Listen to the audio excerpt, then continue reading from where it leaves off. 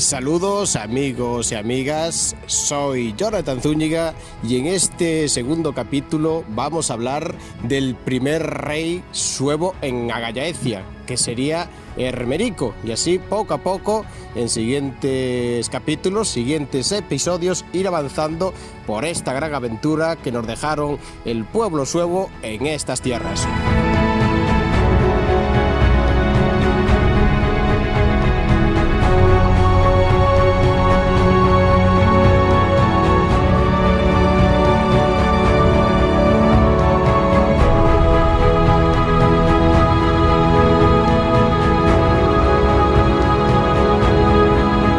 Este primer periodo histórico del reino, desde Ermerico y sus descendientes directos, tenemos bastante información dentro de lo que cabe, por lo menos 3 crónicas que lo mencionan.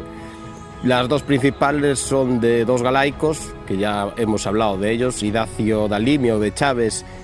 y Paulo Orosio, y otro pues viene del siglo VI, que viene siendo Isidoro de Sevilla, que nos dice de Ermerico que gobernó 32 años. Y aquí tenemos que meter un pequeño matiz, pues depende de dónde empecemos a contar, porque sabemos que Ermerico depuso la corona a su hijo Requila, es decir, cedió la corona al parecer por una enfermedad a su descendiente en el año 438. Entonces no sabemos si marca desde ahí 32 años para atrás, que nos daría el resultado del año 406, que es cuando arrancan desde Germania, o más bien a la fecha de su muerte, que es en el 441, y eso nos daría que comenzaría su reinado en el 409, que es cuando se instalan directamente en la Agallaecia.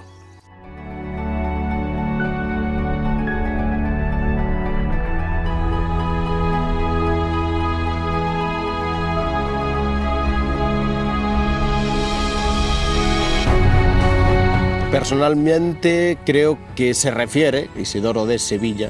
al periodo de 409, es decir, cuando se instalan en la Agallaecia y es nombrado rey Ermerico. Antes, en el 406, cuando es la emigración, suponemos que Ermerico sería un líder de linaje alto, un caudillo suevo, de los suevos cuados, y que no es nombrado rey realmente hasta que se asientan en la tierra galaica. En estos primeros años de su reino, que puede arrancar de esta manera, del 409, se ve que según Paulo Orosio, primero tal vez trajeron una actitud tal vez un poco impulsiva sobre los habitantes galaicos romanos, que estarían supuestamente muy influenciados por la Iglesia, es decir, una aristocracia muy vinculada a la Iglesia católica. Y esto trajo tal vez algunos problemas a la hora de repartir tierras por pactos y demás, pero después, según Paulo Orosio, que ya lo recordamos en el anterior capítulo, nos dice que cambiaron las espadas como arados para un mejor futuro como amigos. Esta frase es muy emblemática. Esto nos quiere decir que por lo menos en la primera década de su reinado, hasta cerca del 420, llegó un momento que la cosa se tranquilizó. Por otro lado, Idacio Dalimia o Idacio de Chaves, el obispo, tiene una crónica que yo creo que hay que interpretarla muy bien, porque él tiene un punto de vista muy imperialista del Imperio Romano, de las viejas costumbres, un devoto católico, y entonces recordemos que Ermerico, tanto Ermerico como su descendiente Requila, eran paganos, de religión pagana germana, y esto pues tal vez nos hace pensar de que no veía muy buenos ojos la llegada del pueblo suevo y su instalación en la Agallaecia, y de esta manera que su crónica pues tenga un tinte, digamos, polarizado hacia no ser muy cercano a ellos, cuando menos en temas políticos, porque Idacio, aunque era un religioso, como veremos, se mete en temas también políticos, y nos dan dos formas de ver la instalación de los suevos y la creación del reino, pues muy diferentes. También decir que Paulo Orosio se marcha rápido de la Agallaecia, en torno al 415 embarca primero para Hipona, junto a San Agustín de Hipona, y después a Tierra Santa. Algunos historiadores quisieron decir de que tal vez embarcara por problemas con los suevos, pero hoy en día creo que tenemos otra realidad del reino, al cual le daremos un capítulo solo para ello, que es un problema religioso. un problema de la Iglesia Católica, que era el priscilianismo. Recordemos, Prisciliano, también galaico, fue el primer hereje y mártir de la Iglesia Católica. Eso nos quiere decir que posiblemente él embarque porque había problemas con la fe, con los priscilianistas, y de esta manera buscar soluciones para su Gallaecia natal. En este punto de vista también tenemos tal vez otro dato clave, que es que Idacio es nombrado obispo de Chaves, hoy en día en Portugal. Una ciudad, una sede que no tenía obispado y es la única vez en la historia que tuvo obispado con Idacio. Idacio era un ferviente antipriscilianista y entonces también seguramente nos da la hipótesis de que fue nombrado de esta manera porque había una problemática grande con los priscilianistas.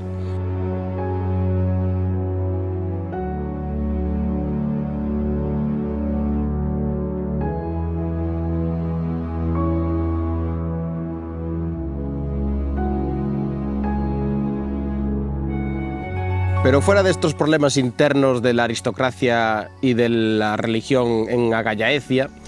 decir que el problema que tuvo a final de esta década mayor seguramente Hermerico fue con la expansión, posible intento de expansión de su reino y chocar directamente contra otros pueblos germanos como eran los alanos y los vándalos. Al parecer, por una leyenda de la fundación que está ahí para ver, de la ciudad de Coimbra en Portugal, nos habla de un choque, en lo que antiguamente era Coimbra, entre el rey Atax de los alanos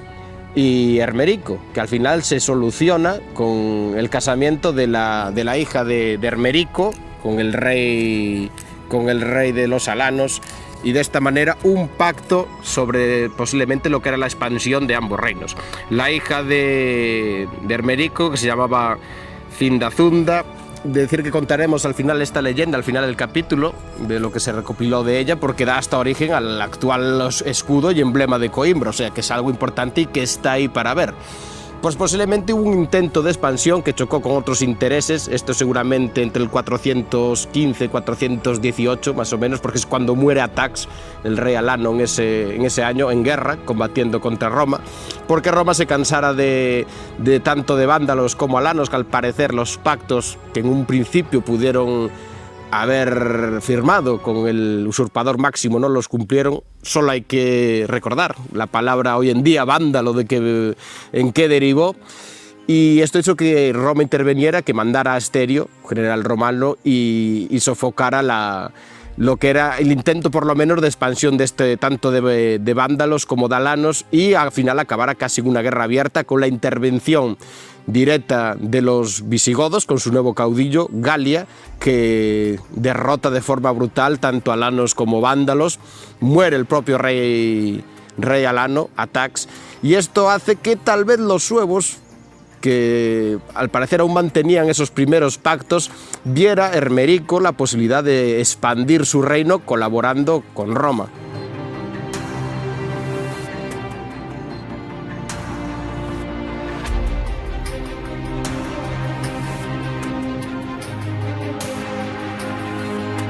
Y este va a ser un hecho muy importante en la trayectoria inicial del reino, porque era jugarse las cartas. Demos una vista hace unos años atrás. Los alanos se instalan sobre todo en la Lusitania y en parte de la Cartaginense, y los vándalos se dividen en dos. En la Bética se instalan los sidingos, y en la Gallaecia, la parte oriental, seguramente la zona de la Astúrica y la Cluniense, se instalan los asdingos. Tras la brutal derrota tanto de alanos como de sidingos, los que quedan se van a la protección del norte, del rey vándalo Gunderico de los asdingos, y es allí donde Hermerico reúne sus tropas e intenta tal vez colaborar con Roma más que expandir su reino en esa cruzada, por así decirlo, de apaciguar o expulsar a estos pueblos de lo que era Hispania. Así, con sus tropas se dirige al oriente de la Gallaecia y tiene lugar la batalla de los Montes Nervasos, lugar como hoy es desconocido. Parece que fue en alguna zona montañosa, pero hay varias versiones. Algunos lo sitúan en los Montes de León, entre el Bierzo y lo que es la zona más leonesa. Otros, que tal vez es ahora la mar de la que tiene más peso, lo sitúan en el puerto del Cueto de Arbás, cerca de la estación de Leitariegos, entre Asturias y León, pero también hay otras opciones, como también en los propios Ancares, hay la fuente de los Nervasos, pero lo que sabemos es que eran montes, es decir, era una zona de montaña. De esta manera, en el 419, Hermerico con sus tropas intenta enfrentar al rey Gunderico de los vándalos, pero este al parecer los sorprende y los embosca. Y aquí tiene lugar un hecho un poco que no es fácil de interpretar, porque dice que los suevos acaban sitiados. A mí me da a entender de que tras la sorpresa y la emboscada de los vándalos se atrincheran, por así decirlo, en su campamento, en algún lugar fortificado, tipo un castro o castrum o algo similar, porque allí echan una temporada a punto de ser pues reducidos y que el asedio de los vándalos acabe. En esta situación penosa de Hermerico y los suyos es cuando aparece, Roma decide tomar cartas en el asunto, decide apoyar a los suevos y aparece el Hispanum Comus, que hablamos antes del Asterio, con un ejército, rompe el cerco que Gunderico y sus vándalos tenían sobre el ejército de Hermerico y los derrotan. Ahí empezaría ahora un pequeño éxodo de los vándalos y lo que queda de alanos hacia el sur. Y también es algo que nos llama la atención, de que se dirigieran del norte directamente hacia la capital del reino suevo, es decir, al parecer se dirigen a Brácara, a Braga, no sabemos si con la intención de saquearla, pero se desvían de la ruta de la plata tradicional, y allí es cuando Roma tenía bien jugada su estrategia. Aparece Mauro Celo, que era otro general romano que estaba en Emérita Augusta, en Mérida, y finalmente derrotan a Gunderico, tal vez las tres fuerzas juntas, aunque creemos que la sueva bastante tocada, y los vándalos se van definitivamente hacia el sur, hacia la Bética.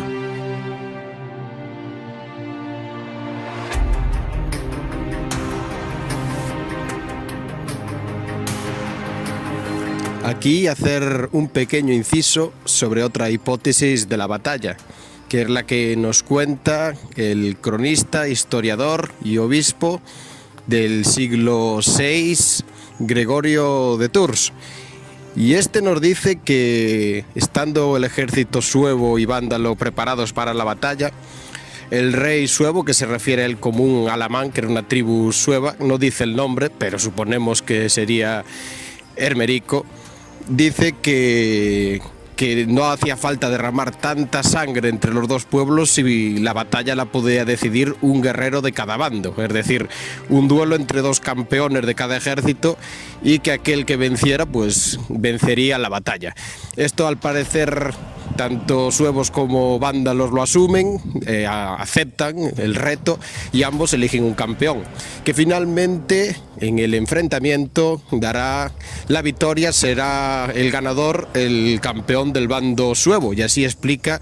Gregorio de Tours la batalla, que otros autores llaman la batalla de los Montes Nervasos. Decir que no sabemos si este duelo fue hipotético, si no existió realmente, porque él no habla nada más que de eso en esta batalla, pero que realmente lo que es la batalla en sí existió, porque tenemos la crónica de Idacio que la menciona, y después también en el siglo VI la crónica de Isidoro de Sevilla, que le llama la batalla de los Montes Herbáceos.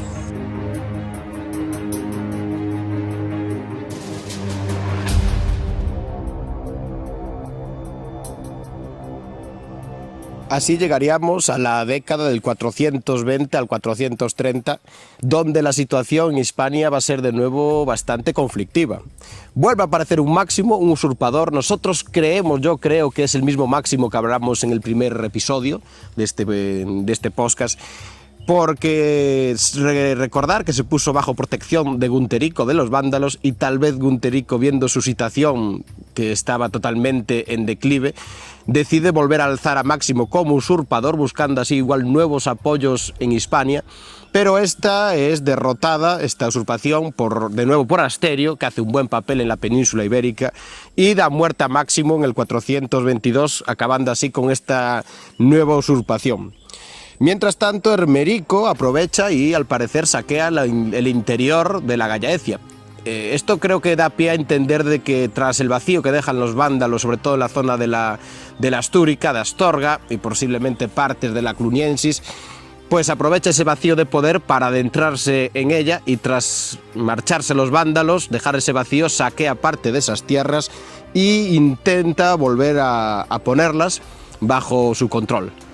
También en esta década, en el 427, es cuando es nombrado realmente obispo de Chaves Idacio, lo que nos va a dar a entender que a partir de aquí van a empezar sus conflictos más importantes con los suevos, porque ahora pasa a ser, aunque creemos que ya era de familia, de linaje aristócrata galaico importante, pero ahora va a tener un poder más importante, por lo que seguramente sus tensiones ya políticas van a chocar más de frente con la de los suevos.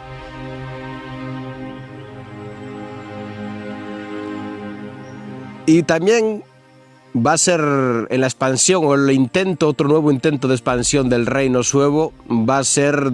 importante de valorar el final de esta década, hacia el 429, porque al finalmente los vándalos van a pasar al norte de África, unas tierras ricas, unas tierras más desprotegidas, más alejadas de las intrigas políticas intestinas de Roma, con su nuevo caudillo, Gunderedo.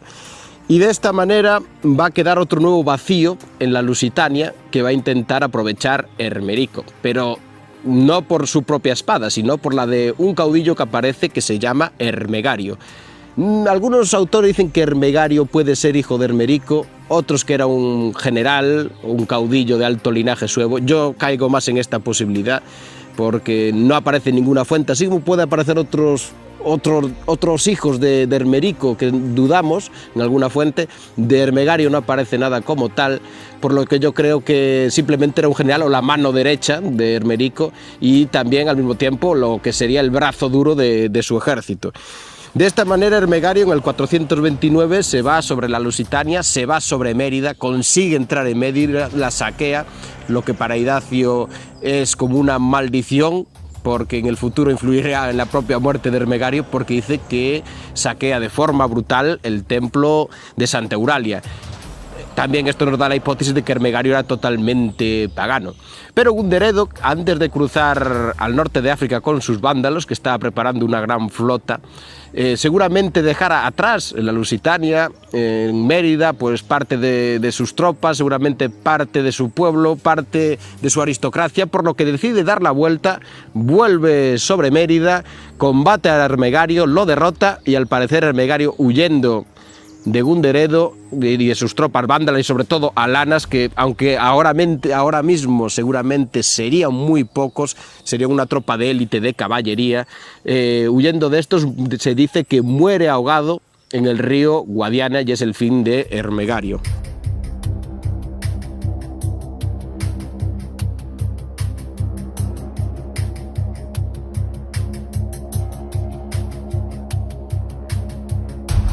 En la siguiente década, que va del 430 al 438, que es cuando Ermerico claudica, cuando deja el trono a su hijo Requila, va a estar marcada por problemas internos del reino y sobre todo entre la aristocracia local y los aristócratas suevos por el poder de las tierras y los pactos. Como dijimos anteriormente, ahora Idacio ya tenía un carácter político importante, ya estaba en un eslabón del linaje más alto, por lo que, según él, los abusos de los suevos y la nueva aristocracia gobernante en la Galia Ecia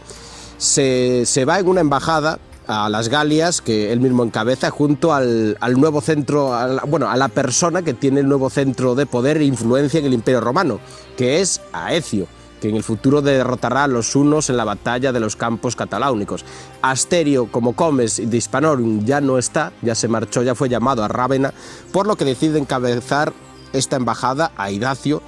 para tratar, al parecer, problemas de abusos sobre la población galaico-romana de los suevos y sobre todo de los linajes altos de estos. Aecio decide enviar un emisario, un diplomático, que es Censorio, que viene en el 432 como embajador, y ahí al parecer se hace un pacto, es decir, Ermerico y sus altas élites suevas no tienen problema al parecer en pactar con la aristocracia o la alta aristocracia local galaica que está caracterizada por la Iglesia católica. Dicen que en estos pactos hay hasta intercambio, ya vemos, de rehenes, que era una forma muy clásica en la antigüedad de llegar a acuerdos cuando se intercambiaban personas importantes o hijos de personas importantes para mantener esos pactos y la paz. Pero como veremos, los problemas galaicos internos también eran grandes, sobre todo cuando una aristocracia se basa normalmente en el linaje católico de la fe y esta tiene graves problemas como es el priscilianismo. Pues en el 433 son nombrados obispos en Lucus Augusta, hoy en día Lugo, Pastor, que va a ser nombrado obispo de Palencia, que, ojo, Palencia más bien es de la Tarraconense, pero debía tener por aquellos tiempos una gran influencia un Lucus y la Gallaecia, aunque sí estaría en la Clunienses, en el territorio que se le añade al final del imperio a la Gallaecia, y Siagrio.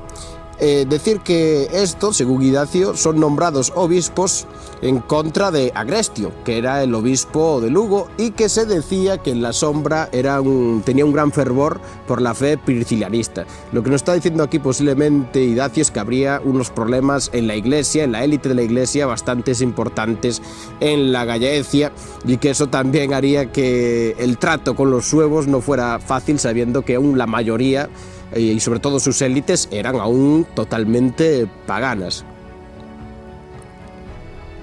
Al parecer este primer pacto se quebró en algún momento, no sabemos por qué parte, según Idacio siempre va a ser por los suevos, pero no sabemos por cuál de las dos, y hace que tenga que volver 2 embajadas más a la Gallaecia desde las Galias, y la última, que es la más importante tal vez, es en el 437, donde vuelve Censorio y también trae a Fretimundo. Y aquí es cuando se llega tal vez al pacto más importante, un pacto donde están involucrados de nuevo las dos partes, tanto suevos como galaicos romanos, cómplices los dos, y se cree que este es el punto donde se firma el famoso Foedus Real, es decir, que Roma ya de forma definitiva cede tierras a los suevos, se deja instalarlo con la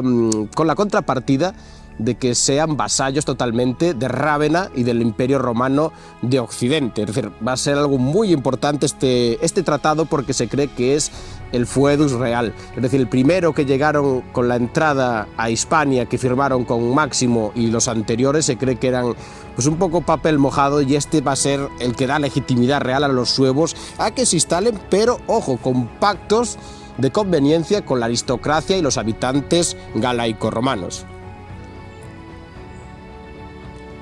Se cree que aquí es cuando, aparte, Hermerico, en su vasallaje hacia Roma, en su intento de hacer amistad con Roma, se nombra Flavio Hermerico, es decir, como representante territorial del poco control que quedaría en Roma en aquellos momentos en la Gallaecia. Es decir, es un pacto de vasallaje, de sumisión, sí, pero que le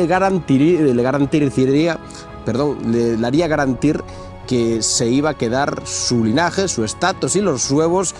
en la Gallaecia como la clase dominante.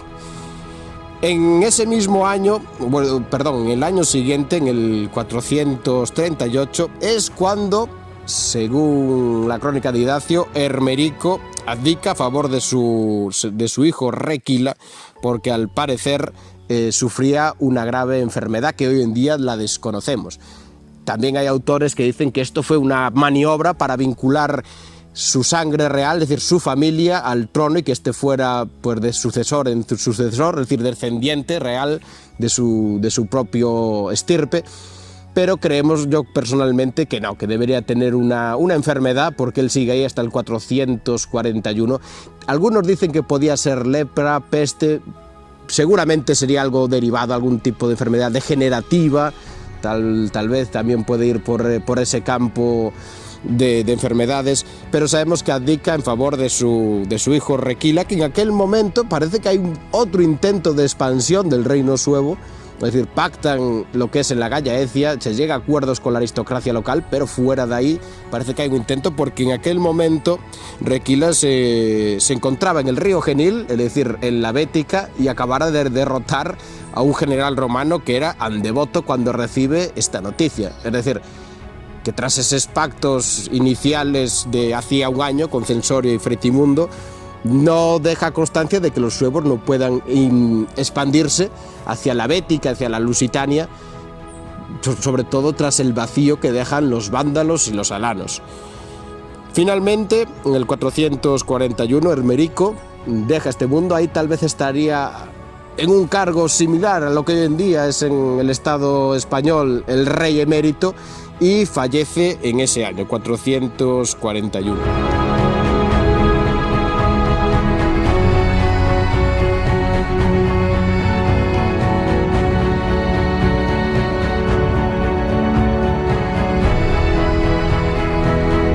Tras, como dijo Idacio de Sevilla, 32 años de reinado, no nos dejó solo su legado, sino el legado de sus hijos. Quitando que Ermegario fuera también hijo suyo, que yo creo que no lo era, aparte de Requila, que fue su sucesor, el siguiente rey del reino, que hablaremos en el siguiente episodio, nos queda también al parecer Unimundo, que no se vino a la Gallaecia, al parecer se quedó en Germania, tal vez era el hijo mayor, porque tendría ya una edad suficiente como para no decidir no venir con su padre y los suyos, y allí fue un gran caudillo, un gran líder, llegó a ser un pequeño rey de los suevos cuados, combatió a los romanos, combatió a otros pueblos germánicos y quedó ahí también inmortalizado en la historia como un gran caudillo suevo, Unimundo. Y por último, lo que los hablé al principio, que fue su hija Cindazunda, que es la base de la leyenda de la fundación de la actual Coimbra, y que al parecer por un tratado de paz con los alanos se casó con su rey, con Atax.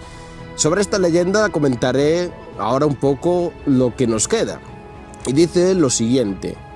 el rey Atax, que expandía desde Mérida con sus alanos su influencia sobre la Lusitania, llega a tierras de Coimbra. Allí entra en Conimbriga, que hay que separar de Coimbra, no es exactamente lo mismo, y después decide atacar a Eminium, que sería lo que sí es la actual Coimbra, que era un pequeño asentamiento de época romana sobre una colina sobre el río Mondego. Pero allí se encuentra con las fuerzas de Hermerico, que también intentan expandir su reino hacia el sur, y hay un pequeño conflicto que solucionan con una boda, con un casamiento, algo tan característico y normal cuando hablamos de enfrentamientos entre monarquías y diferentes reinos. Y de esta manera, Hermerico casa a su hija Cindazunda con Atax, y de ahí, según la leyenda, saldría la fundación de la actual Coimbra. Es más,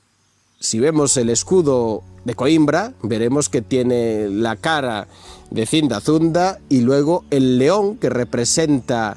a los alanos junto a la serpiente alada que representa a los suevos. Y esto es muy importante porque en el futuro, que esto hablaremos en los últimos capítulos del reino suevo,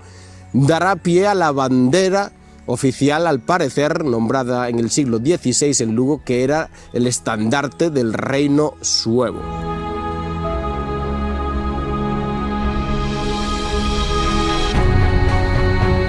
Ya por último decir que Coimbra realmente deriva el nombre de Conimbriga, que era otra ciudad cercana a la actual Coimbra, que fue sede episcopal, que también tuvo su protagonismo en el reino suevo, aunque también vamos a hablar en capítulos más adelante de Conimbriga y los suevos. Allí tuvieron algún capítulo importante,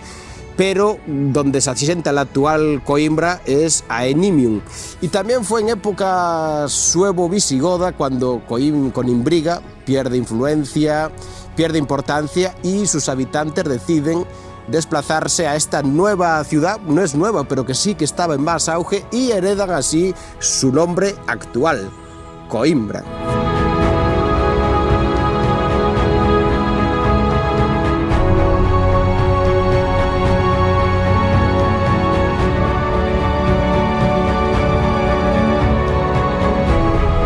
Y sin más, desde tierras de la antigua Gallaecia, tierras de espadas y arados, amigos y amigas, Jonathan Zúñiga os manda un cariñoso abrazo a todos. Un cordial saludo, que tengáis feliz día y nos vemos. ¡Aburiño!